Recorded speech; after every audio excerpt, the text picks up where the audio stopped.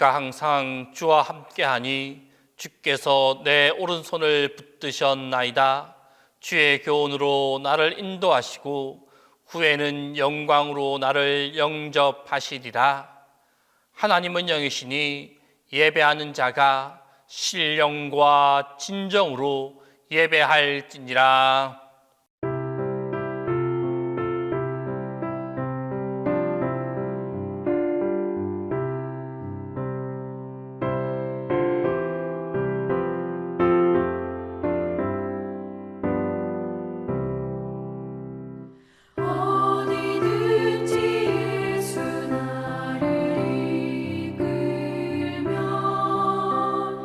어디든지 예수 함께 가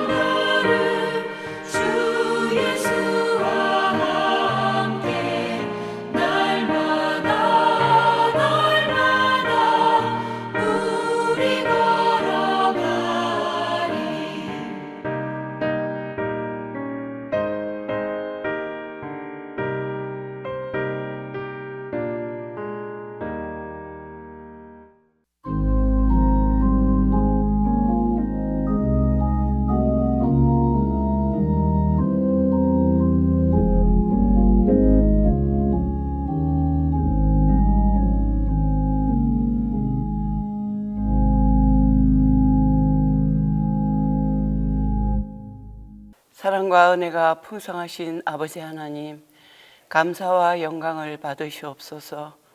11월 셋째 주 수요일 예배의 자리로 저희를 불러주셔서 감사드립니다. 한 해의 결실을 바라보며 감사의 계절을 맞이하는 이때 하나님의 은혜로 채워지게 하옵소서. 이 예배의 시간이 우리를 새롭게 하고 소생케 하는 감사의 열매가 무르익게 하옵소서. 자비로우신 주님, 이 나라 이 민족을 주님께서 붙들어 주시고 불안함 속에서도 하나님의 아버지 하나님의 그 정의가 세워지게 하시고 지도자들에게는 서로를 존중하고 사랑하는 마음을 허락하옵소서. 사랑의 주님, 동신교회를 긍휼히 여기시고 겸손과 거룩을 잃지 않게 하시고 그리스도의 향기를 드러내는 거룩한 교회가 되기를 간절히 소망합니다. 특별히 담임 목사님을 위하여 기도합니다. 하루속히 치유와 회복이 될 수 있도록 하나님 역사하여 주옵소서. 우리 교회 한우들을 보살펴 주시길 간절히 기도합니다. 주님께서 위로하시고 강한 팔로 붙드셔서 온전히 새롭게 되길 원합니다. 고쳐주시고 아버지 하나님 선하게 인도해 주옵소서. 성도들이 서로 품고 이해하고 용납하는 사랑의 공동체가 되게 하시고 기도와 말씀으로 하나 되는 영적 가족이 되게 하옵소서. 수능을 마치고 이제 본격적으로 대입 수시와 정시를 준비하는 수험생 부모님들에게 은혜를 허락하시고 평안을 허락하여 주시옵소서. 원하는 4년제 대학 전문대 진학해서 꿈과 비전을 이루는 평안함으로 인도하여 주옵소서. 부교육자님들에게도 충만한 은혜를 부어주시고 맡겨진 사역을 잘 감당하게 하옵소서. 이 시간 말씀을 전하실 목사님께 성령께서 함께 하셔서 우리의 심령에 깊이 새겨지게 하시고 우리는 순종하는 마음으로 듣기 원합니다. 우리 예배를 기뻐 받으시는 하나님께 모든 영광을 돌리며 예수님의 이름으로 기도드립니다. 아멘.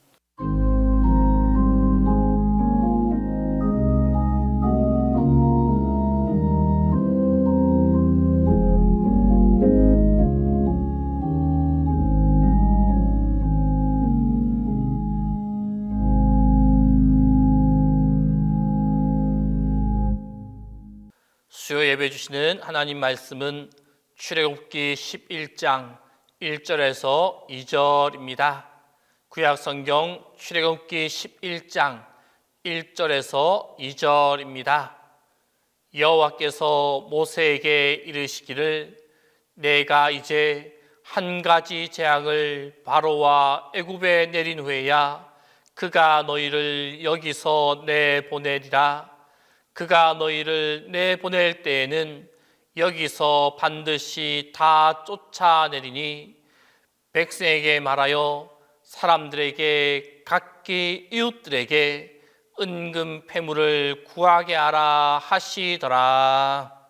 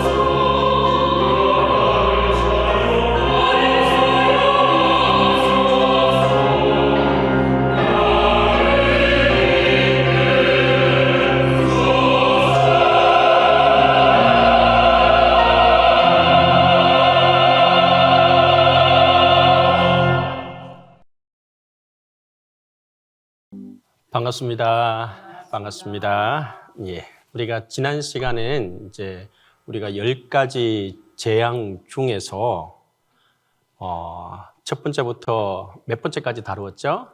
9번째까지 우리가 살펴보게 됩니다. 하나씩 우리가 지난주에 살펴보았는데 이제 마지막 하나님께서 이 이스라엘 백성들을 위해서 애굽 백성들에게 애굽에 있는 그 바로와 그 나라 민족에게 마지막 재앙을 준비하고 계시는데 우리가 잘 알고 있습니다. 마지막 어떤 재앙입니까? 사람뿐만 아니라 그곳에 나는 가축과 짐승까지도 제일 첫 낳은 것을 다 죽이는 것입니다. 하나님은 지난주에도 말씀드렸지만 하나님은 우리를 보호하실 때는 한없이 우리를 보호해 주시고 하나님을 믿는 백성에게는 끝없는 보호하심과 인애와 긍휼을 베풀어 주시는 분이지만 또 그 반대로 하나님의 뜻에 반하는 이들에게는 이와 같이 재앙을 내리실 때도 그냥 어중간하게 내리시는 것이 아니라 철저하게 내리신다는 사실을 우리가 이번 재앙을 통해서 또 보게 됩니다. 이제 하나님께서는 마지막 재앙인 그 장자의 죽음에 대해서 오늘 말씀해 주고 있습니다. 함께 읽어보겠습니다. 시작. 여호와께서 모세에게 이르시기를 내가 이제 한 가지 재앙을 바로와 애굽에 내린 후에야 그가 너희를 여기서 내보내리라. 내가 너희를 내보낼 때에는 여기서 반드시 다 쫓아내리니 백성에게 말하여 사람들에게 각기 이웃들에게 은금 패물을 구하게 하라 하시더니. 자, 드디어 이제 하나님께서는 모세에게 이제 내가 마지막 재앙, 이 한 가지 남은 재앙을 갖다가 애굽과 애굽 백성들에게 내릴 테니까 너희는 이제 준비하고 이제 준비 땡 하면은 갈 준비를 갖다가 잘 하라고 마지막으로 당부하고 있습니다. 근데 요 출애굽기 11장 2절에 보니까 마지막에 사람들에게 각기 이웃들에게 뭐를 구하라고 말하고 있습니까? 은금 패물을 구하게 하라 라고. 이 말이 무슨 말일까요? 하나님께서 왜 이스라엘 백성들에게 은금 패물을 구하고 준비하라고 말씀하셨을까요? 물론 다 뒤에 뭔가 좀 뜻이 있었겠지만 하나님께서는 근데 구하긴 구하는데 이 이웃이 어떤 이웃을 말하는 걸까요? 그냥 여기 이스라엘 사람들끼리 이웃을 말하는 걸까요? 아닙니다. 이것은 뭐냐 하면은 하나님께서는 그 각기 이웃들에게 은금 패물을 구하게 하라라고 하신 이 뜻은 뭐냐 하면은 애굽 사람들에게 가서 애굽 사람들이 가지고 있는 은금 패물들을 구하게 하라. 너 내놔 이게 아니라 구하게, 말 그대로 요청을 했을 때에 그 사람들이 다 주고 얼른 이걸 들고 너희들은 어떻게 하라는 거야? 이 땅에서 떠나라라고. 근데 이와 같이 될 수 있었던 계기가 뭐겠습니까? 첫 번째부터 두 번째, 세 번째까지 재앙이 왔을 때 이 사람들이 이 마음을 품었을까요? 아닙니다. 네 번째, 다섯 번째까지 이 마음을 품었을까요? 아닙니다. 9번째까지 왔을 때에 이 이스라엘 백성들이 이와 같이 요구했을 때, 구했을 때 애굽의 사람들도 이것을 자진해서 내놓게 된 겁니다. 그리고 하나님께서 이렇게 하신 목적은 또 이 앞에 이미 말씀하셨어요. 출애굽기 3장 21절에 내가 애굽 사람으로 이 백성에게 은혜를 입히게 할지라 너희가 나갈 때에 어떻게 해요? 빈손으로 가지 아니하리니. 이건 매우 중요한 겁니다. 성경에는 이에 대해서 부연 설명은 없어서 우리가 어떻게 이해할지 모르겠지만 우리가 전쟁을 할 때에 전쟁을 해서 그 나라에 쳐들어갔을 때에 무엇을 쟁취하게 됩니까? 들어갔으면은 또 값비싼 것들을 다 취하게 되죠. 그 취하고 와서 다시 자기 고국으로 돌아가게 되잖아요. 그죠? 그와 마찬가지로 하나님께서는 이스라엘 백성들을 패잔병처럼 그 땅에서 나오게 하는 것을 원치 않았습니다. 다시 말해서 전쟁에서 승리한 백성들로 이 사람들을 갖다가 갖추어서 나올 수 있게끔 하나님께서는 또 이와 같이도 마지막까지 배려해 주시고 준비를 하게 됩니다. 9번째 재앙까지 왔을 때에 이제 이 모든 것들을 다 준비하게 됩니다. 물론 이 금, 은, 폐물은 나중에 어디에 사용되게 될까요? 맞아요. 물론 선막 짓기 전에 또 이 사람들이 어떤 실수를 하게 됩니까?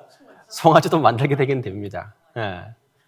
하지만 궁극적인 목적은 하나님께서는 이 가지고 나오는 것, 이걸 가지고 성막을 통해서 또 하나님을 섬겨 나갈 수 있게끔 준비하게끔 하기 위한 목적도 있고, 그리고 3,000년, 4,000년 전에도 마찬가지고 지금도 우리가 마찬가지지만 그 나라에서 통용되는 화폐가 있을 겁니다. 하지만 전 세계에 공동으로 사용할 수 있는 게 뭐겠습니까? 금, 은, 은입니다.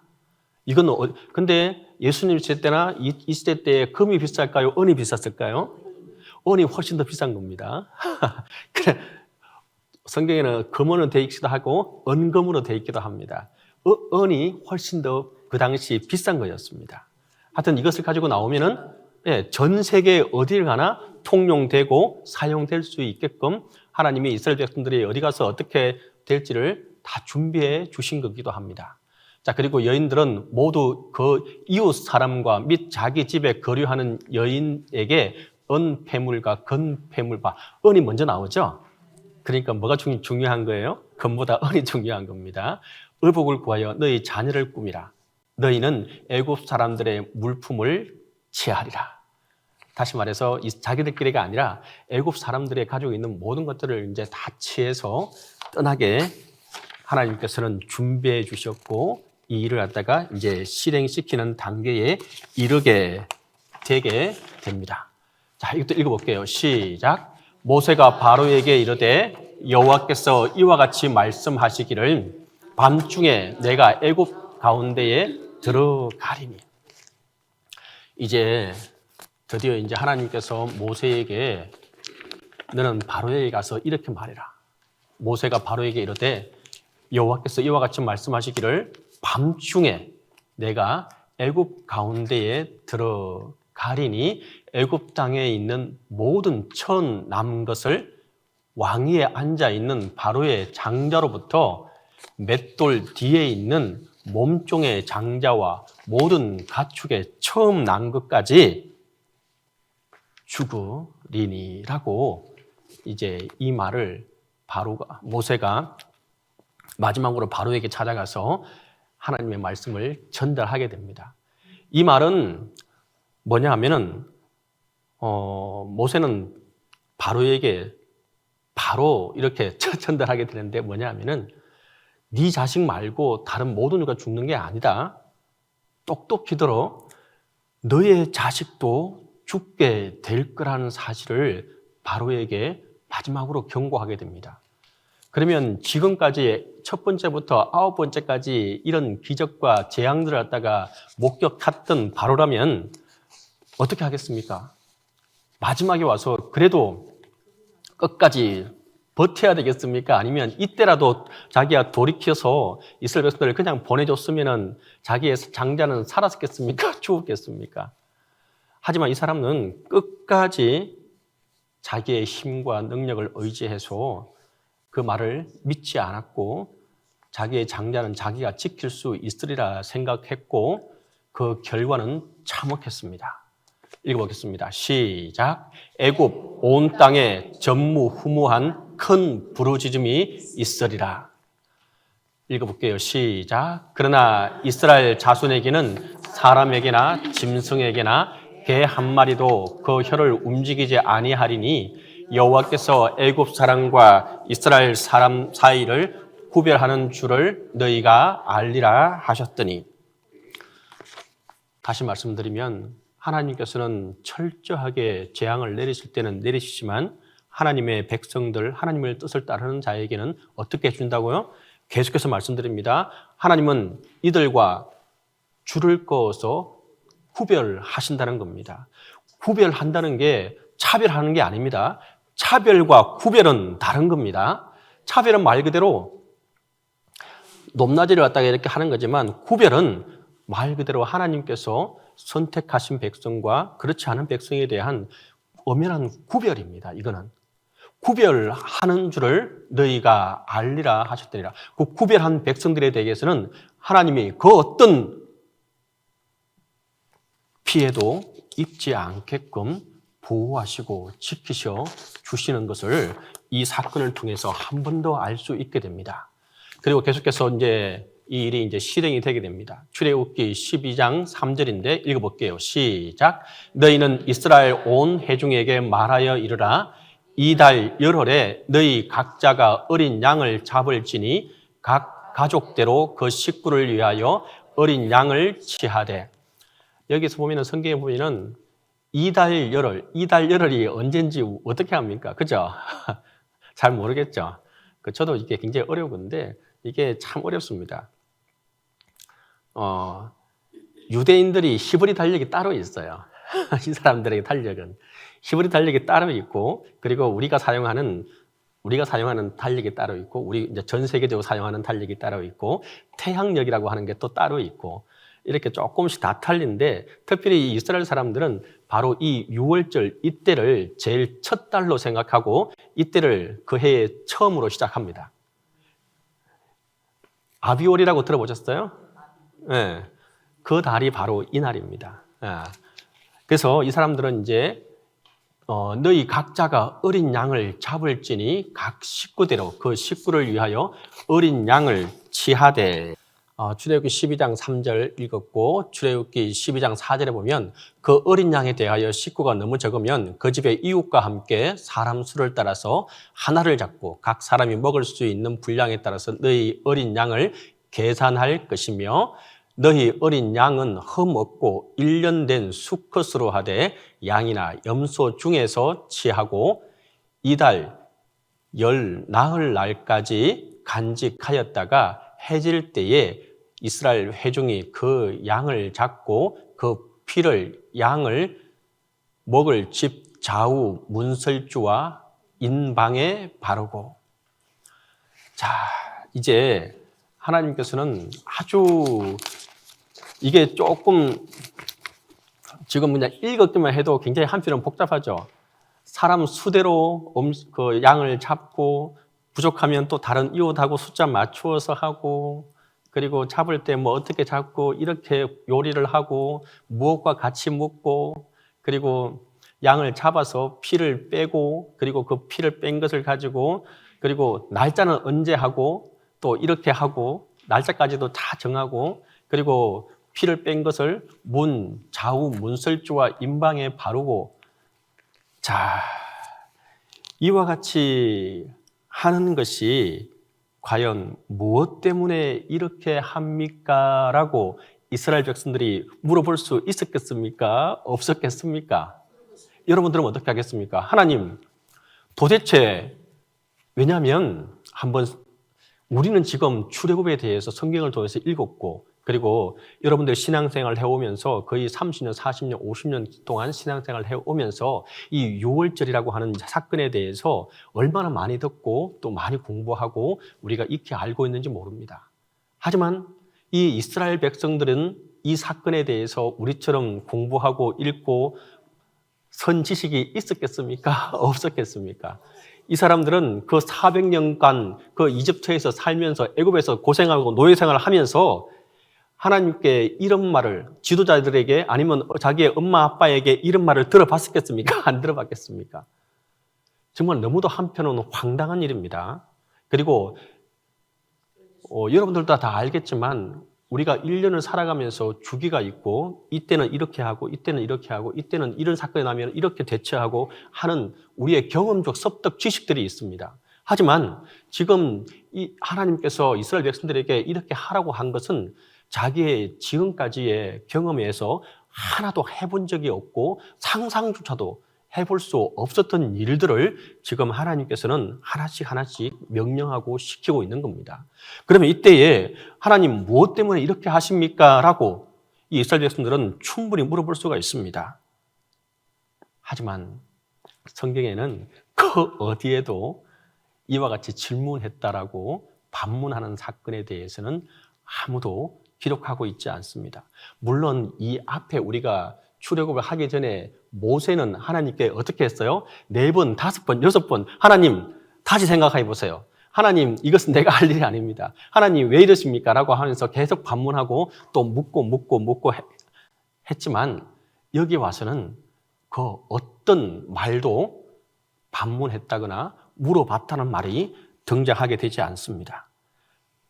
하나님께서 하시니까, 하나님께서 하라고 하시니까 이것이 이스라엘 백성들에게 닥쳐온 자기가 받아들인 사건의 전말입니다.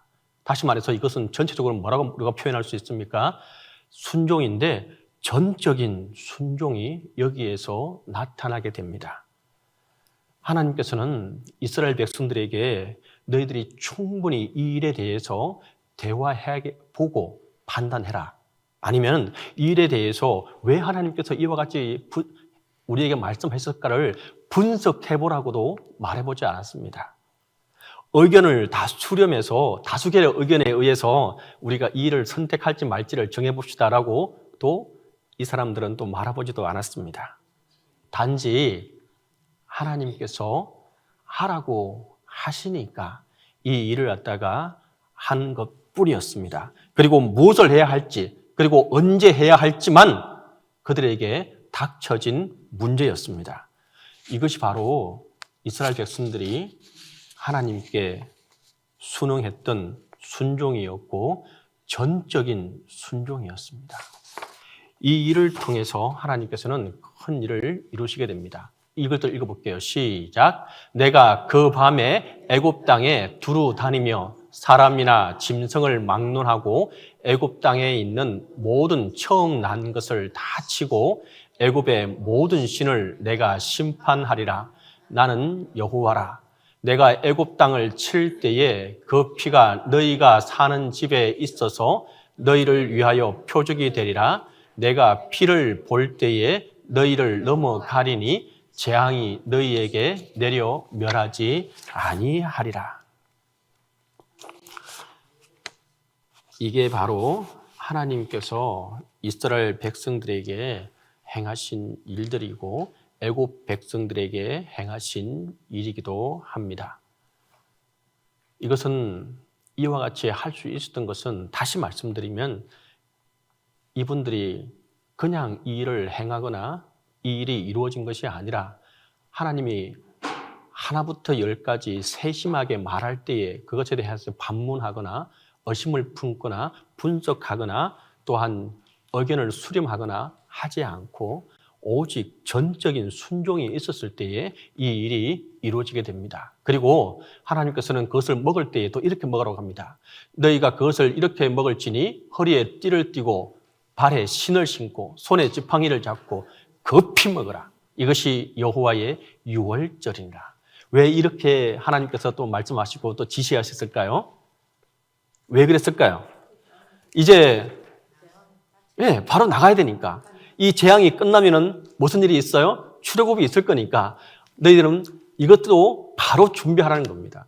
바로 텐트에서 하나님이 가라고 할 때 바로 갈 수 있게끔 이 일을 준비하라고 하나님이 이것까지도 말씀해주고 있는 것을 보게 됩니다. 자, 그리고 난 다음에 출애굽기 14장에서 이렇게 말합니다. 너희는 이 날을 기억하여 여호와의 절기를 삼아 영원한 규례로 대대로 지킬지니라. 이것이 굉장히 이 사람들한테 중요하고 또 중요합니다. 그래서 이 이스라엘 사람들에게 가장 큰 절기고 그리고 가장 중요한 절기는 다름 아니라 유월절이고 이 사람들이 지금까지도 가장 중요하게 여기면서 기억하고 또 기억하고 기억하는 것이 바로 이 유월절입니다. 그리고 너희는 여호와께서 허락하신 대로 너희에게 주시는 땅에 이를 때에 이 예식을 지킬 것이라. 이후에 너희의 자녀가 묻기를 이 예식이 무슨 뜻이냐 하거든 너희는 이러기를 이는 여호와의 유월절 절기라. 여호와께서 애굽 사람에게 재앙을 내리실 때에 애굽에 있는 이스라엘 자손의 집을 넘어사 우리 집을 구원하셨느니라 하라 하매 백성이 머리 숙여 경배하니라.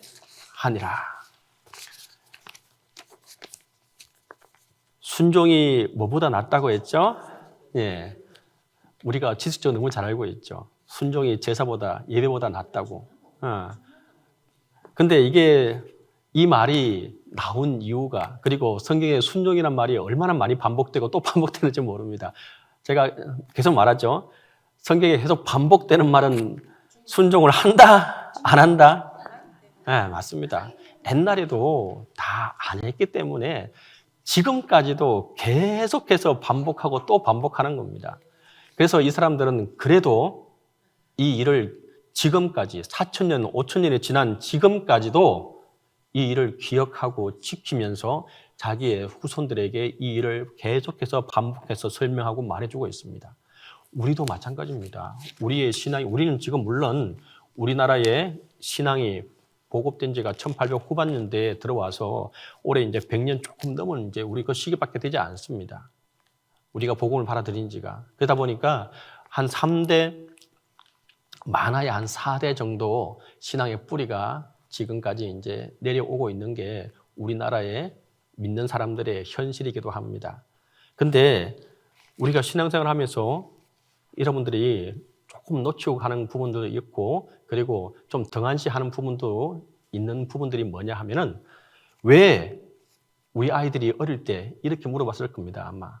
왜 우리는, 다른 친구들은 주일에 엄마 아빠 손잡고 놀이공원 가고 저 놀러 가는데 우리는 왜 교회 가야 돼? 라고 물어본 적 없습니까? 그때 뭐라고 대답했습니까? 예.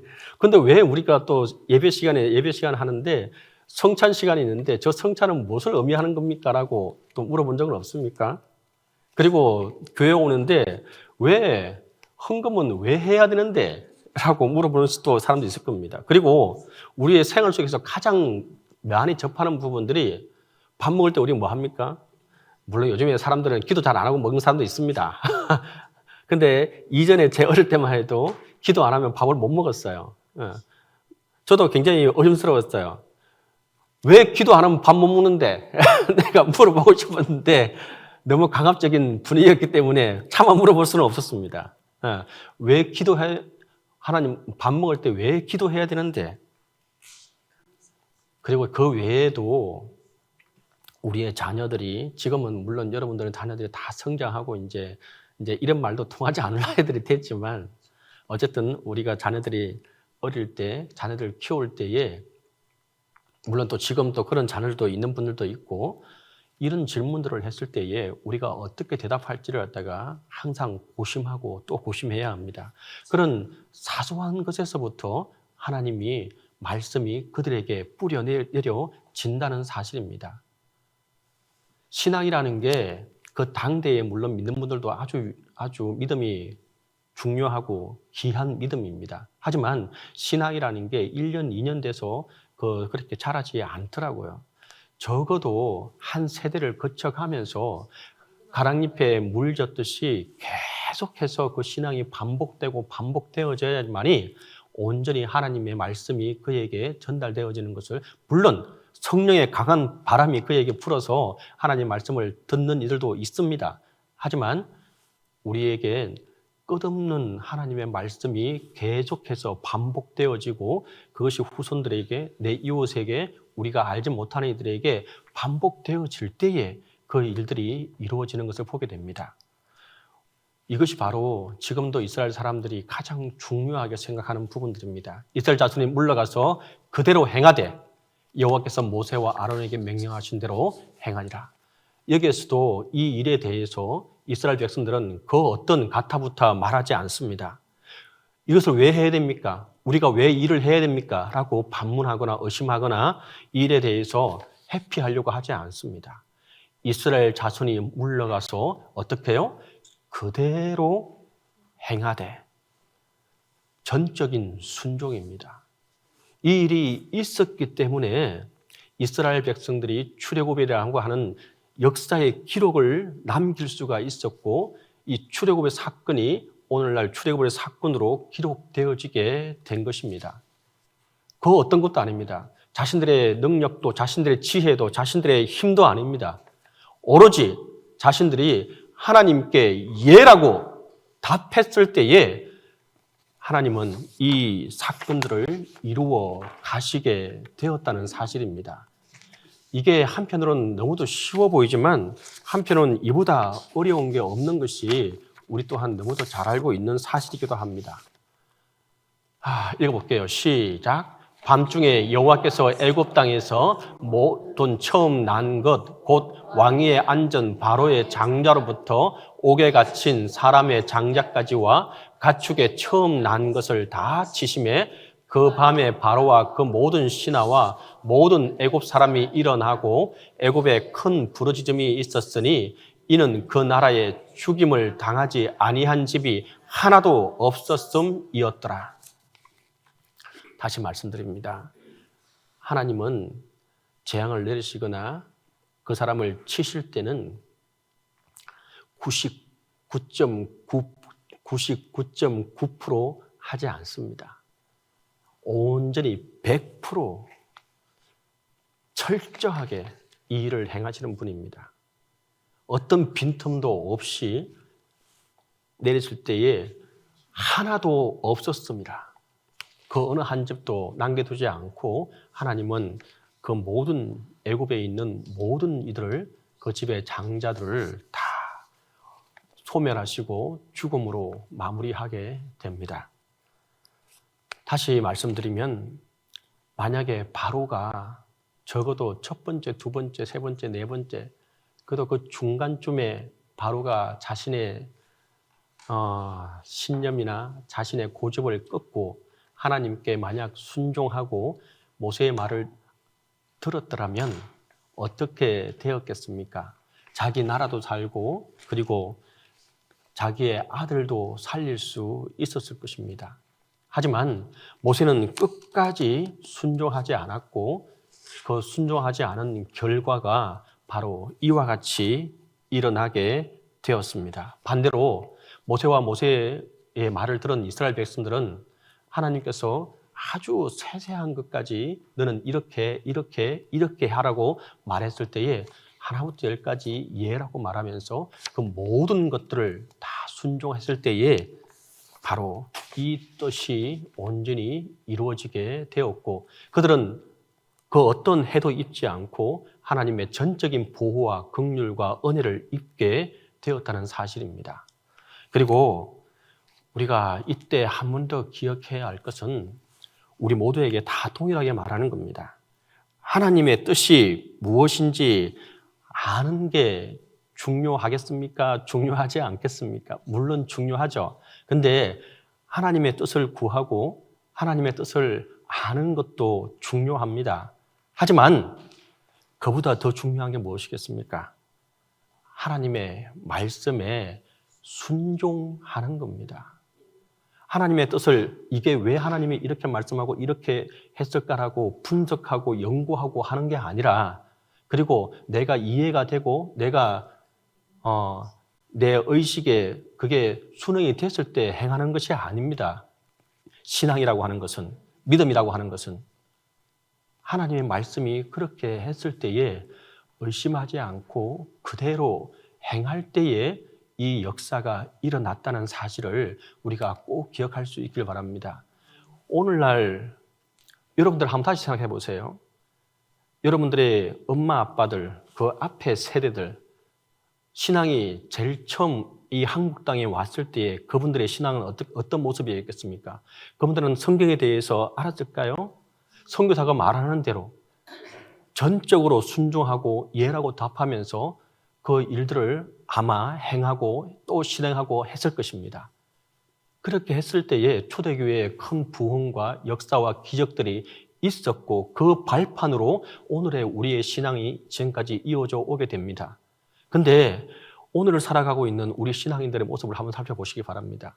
우리는 성경을 다 접할 수 있고 인터넷 또 책, 여타 많은 지식들을 우리가 지금 섭렵하고 있고 하나님의 말씀을 계속해서 듣고 있습니다. 그러면서 우리 스스로가 바로가 되고 있지는 않는지 한번 생각해 봐야 한다는 말입니다. 내가 알고 있는 지식과 내가 알고 있는 하나님의 지식과 그리고 내가 경험했던 내가 섭득했던 지식들에 대해서 이것에 맞지 않는다고 하나님의 말씀에 순종하지 못하고 있지는 않는지 우리가 다시 반문해 보아야 한다는 말입니다. 하나님의 뜻을 우리가 아는 게 중요한 게 아닙니다. 다시 말씀드립니다. 물론 그것을 위해서 공부하고 우리가 지식적으로 그리고 또 우리가 알 필요도 있고 또 공부할 필요도 있습니다. 하지만 그것에 매달리고 그것에 의지해서 우리의 지식이 내가 납득이 되지 않을 때 움직이지 못하는 경우가 우리는 종종 있게 됩니다. 하나님이 그것을 원하시는 것이 아닙니다. 하나님께서는 우리에게 말씀하실 때에 전적인 순종과 그리고 그 어떤 부정의 말을 섞어서 말하는 것이 아니라 온전한 하나님의 순종을 오늘날 우리에게 바라고 계신다는 사실을 우리가 한 번 더 기억하는 오늘 이 시간이 될 수 있기를 바라고 또 이와 같이 살아가는 우리 모든 동신교회 식구들이 다 될 수 있기를 간절히 바랍니다. 기도하겠습니다. 사랑과 은혜가 많으시고 좋으신 아버지 하나님, 은혜와 사랑을 감사하고 감사합니다. 하나님께서 원하시는 것이 제사가 아니고 예배가 아니고 순종임을 우리가 한 번 더 기억하게 됩니다. 하나님, 순종할 때에 전적인 순종으로 하나님의 뜻을 따라가는 우리의 삶이 되게 하여 주시옵소서. 나의 지식으로, 나의 능력으로, 나의 힘으로 그것을 빗대어 재보지 않게 하시고 하나님의 뜻을 따라가되 전적인 하나님의 순종으로 따라가게 하여 주시옵소서. 다음 만날 때까지 하나님께서 지켜주시고 건강으로 보호해 주실 것을 믿고 예수 그리스도의 이름으로 간절히 기도드립니다. 아멘.